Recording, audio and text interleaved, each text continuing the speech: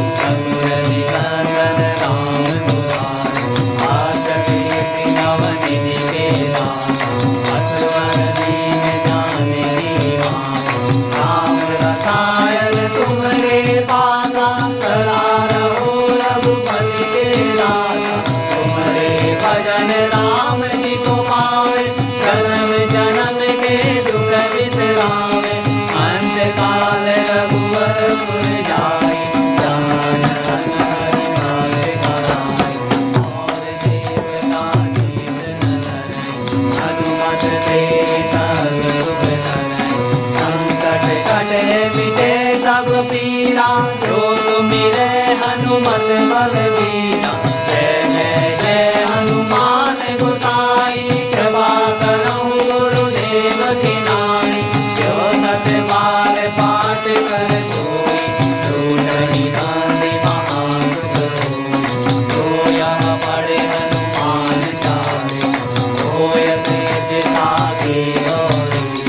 तुलसीदास सदा हरिचेरा, कीजय नाथ हृदय माडेरा। कीजय नाथ हृदय माडेरा, कीजय नाथ हृदय माडेरा। पवन तनय संकट हरणा, मंगल मूर्ति रूपिया। राम लखन सीता सहिता, हृदय बसहु सुर